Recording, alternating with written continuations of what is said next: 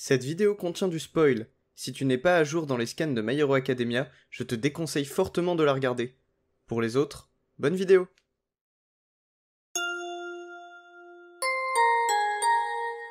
Bonjour à tous, c'est Saliste, et on se retrouve aujourd'hui pour la review du chapitre 314 de My Hero Academia, chapitre qui sera centré sur le passé de Lady Nagant et sur les réelles intentions de la société héroïque. Sans plus tarder, générique.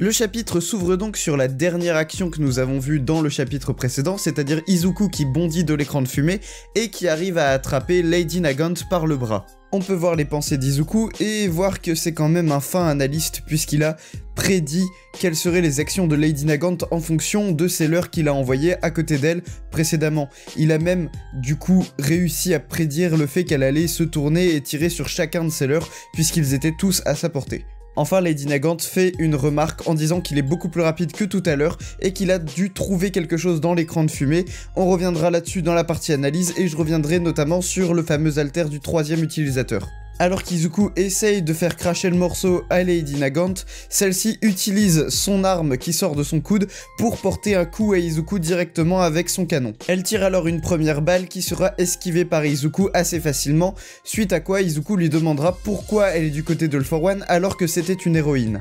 Elle tire une seconde balle vers Izuku alors qu'elle entame ses explications concernant son choix, et Izuku esquive de très peu cette balle mais est touché à la jambe. La balle en question d'ailleurs était équipée d'un microphone comme la première balle que nous avons pu voir lorsque Lady Nagant a attaqué pour la première fois Izuku, et cette balle commence à expliquer à Izuku ce qui s'est passé et pourquoi Lady Nagant est comme ça. Elle commence par dire à Izuku que la société est hypocrite. Elle nous donne ici deux exemples, le premier étant un groupe terroriste qui prévoyait une attaque sur les héros, mais elle ne finit pas sa phrase, puis entame un second exemple avec une équipe de héros qui s'est associée à une organisation de vilains, ce qui leur a fait gagner de l'argent et de la popularité. Bref, elle ne finit pas ses exemples, mais elle conclut par dire que toutes ces personnes ont disparu et n'ont jamais comparu devant un tribunal. Ici, on comprend que la commission a décidé d'éliminer ces éléments et probablement les faire éliminer par Lady Nagant avant que ceux-ci ne perturbent la société. On entame alors un flashback dans lequel Lady Nagant nous explique que, au moment où tout le monde avait confiance en les héros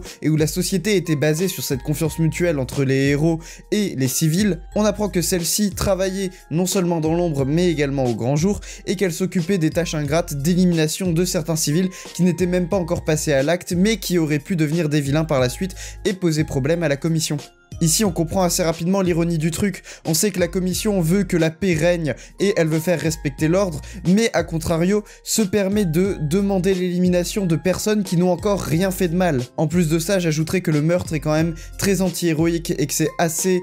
culotté de la part de la commission, qui est quand même celle qui est censée gérer tous les héros, de demander qu'on élimine, donc qu'on tue des personnes qui ne sont même pas encore passées à l'acte, donc des personnes qui sont pour l'instant innocentes. On voit que ces actions ont rongé Lady Nagant jusqu'au point où, au moment où on lui demande de serrer la main de ses fans, elle voit une main ensanglantée comme pour signifier le fait qu'elle a toutes ces morts sur son dos, tout ce sang sur ses mains, de manière littérale finalement, toutes ces personnes qu'elle a tuées alors que celles-ci n'étaient même pas passées à l'action, alors que ce n'était encore que de simples civils. On arrive à un moment tournant pour Lady Nagant, le moment où le président de la commission des héros lui dit que deux héros poussent des civils à agir en vilain pour les capturer et ensuite amasser leurs primes, donc des héros qui créent de toutes pièces des vilains pour justement gagner en popularité et en argent. Là où la chose logique et où la justice devrait régner serait de les emmener au tribunal et de faire passer ces deux héros justement au tribunal pour montrer que qu'ils ne méritent pas d'être des héros et qu'ils devraient être emprisonnés, et bien ici la commission ordonne à Lady Nagant de les abattre, une solution peut-être plus rapide et efficace mais qui n'est clairement pas au goût de Lady Nagant et clairement pas au goût de cette société héroïque. Lady Nagant ne comprend pas la décision du président d'abattre ces deux héros et explique que si on ne montre que l'image aseptisée, quelle est la différence entre ça et un lavage de cerveau? Ici, si on montre une société complètement blanche alors que dans le dos des civils se passent des actions complètement immorales, quelle est la différence entre ça et un véritable lavage de cerveau à grande échelle? Alors que le président rentre sa main dans sa veste pour essayer d'atteindre quelque chose, ici on peut imaginer potentiellement une arme, puisqu'en même temps il dit que elle connaît les conséquences d'une démission. Lady Nagant dégaine son arme et tire sur le président, le tuant au passage. Izuku ne comprend pas bien toute cette histoire, demande à Lady Nagant si c'est vraiment vrai, puisque il n'a jamais entendu parler du président de la commission de la sécurité publique qui se faisait assassiner par une héroïne. Lady Nagant finira par conclure que la société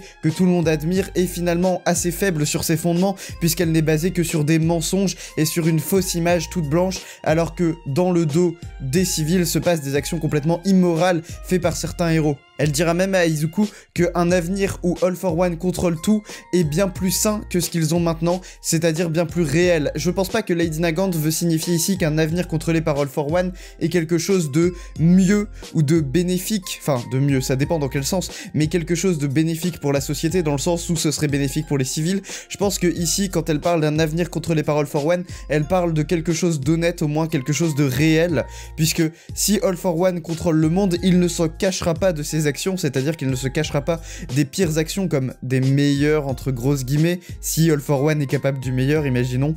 Donc là où la commission cache quand même aux civils des actions qui sont très répréhensibles et des actions qui mériteraient de passer devant un tribunal. Bref, revenons-en au combat, Lady Nagant tire une balle sur Izuku et celui-ci arrête sa balle avec Black Whip, utilisant seulement une liane entre grosses guillemets de Black Whip, visant très précisément la balle et l'arrêtant d'un seul coup. Izuku répond à Lady Nagant en même temps qu'il se dirige vers elle et dit que tout n'est pas noir ou tout blanc et que le monde est fait de nuances de gris, chose que l'on voit depuis un petit moment dans My Hero Academia, ce monde qui n'est pas du coup 100% héroïque ou 100% comment dire, anti-héroïque, un monde qui est vraiment teinté de nuances de gris, là où dès le début avec le personnage d'Endeavor on avait directement des passages sombres dans la vie d'un héros, et où à l'inverse nous avions dans certains passages de flashback de la vie de certains vilains, notamment Shigaraki, des moments qui pouvaient nous faire penser que ce n'était finalement pas de sa faute s'il était devenu un vilain, mais c'était de la faute de son père qui se comportait mal avec lui, ou de ces choses-là, ou enfin, c'est tous des passages qui allient en même temps le monde des héros et le monde des vilains, les ramenant à une fine limite entre les deux, où l'on voit que tout n'est pas tout blanc ni tout noir, mais comme le dit Izuku, fait de nuances de gris, où l'on peut voir du bon dans les vilains comme du mauvais dans les héros. Il conclut par dire que c'est pour cette raison qu'ils doivent tendre la main à autrui, ici tendre la main vers les héros qui sombrent petit à petit dans l'obscurité et tendre la main vers les vilains comme Shigaraki qui peuvent encore peut-être être sauvés selon Izuku. Lady Nagant, voyant qu'elle ne peut pas toucher Izuku puisque celui-ci esquive chacune de ses balles, décide de viser vers Overall qui est au loin et qui lui demande de se dépêcher pour qu'il aille voir son patron. Et au moment où elle va tirer sur lui,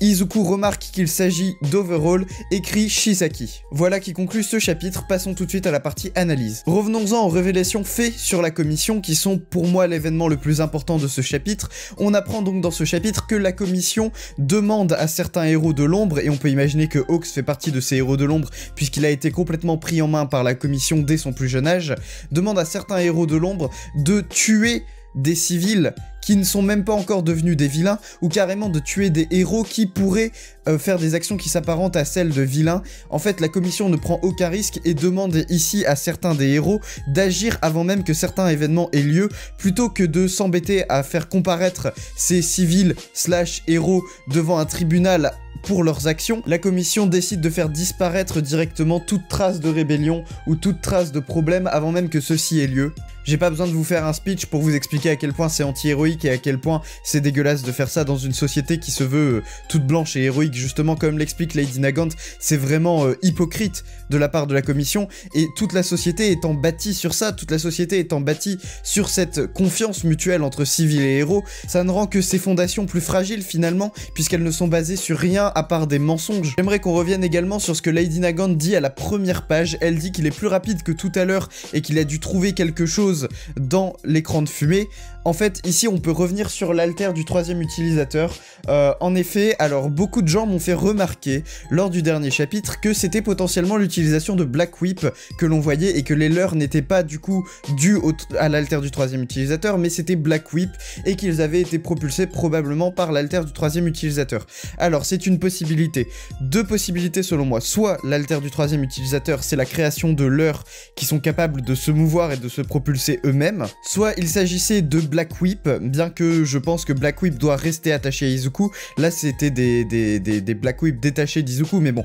imaginons. Soit il s'agissait de Black Whip et ils ont été propulsés par l'alter du troisième utilisateur qui serait 100% un alter de propulsion finalement, et ça expliquerait aussi pourquoi Izuku a réussi à bondir aussi vite de l'écran de fumée. Il se serait propulsé lui-même à l'aide de l'alter du troisième utilisateur. C'est pour ça notamment qu'il aurait mis sa main au sol, l'aidant à se propulser vers le haut, puisqu'il aurait pris appui sur le sol finalement, puisqu'on le voit poser sa main sur le sol avant même que Sailor soit propulsé en l'air lors du dernier chapitre. Donc peut-être que l'alter du troisième utilisateur est un alter 100% de propulsion. Bref, nous aurons probablement plus de réponses dans un prochain chapitre. Abonnez-vous, laissez un pouce bleu, activez la cloche, n'hésitez pas à me suivre sur Twitter, Instagram, tous les liens sont en description, rejoignez le Discord de la communauté pour discuter avec d'autres fans de My Hero Academia. C'était Saliste et je vous dis à la prochaine pour une prochaine vidéo. Salut!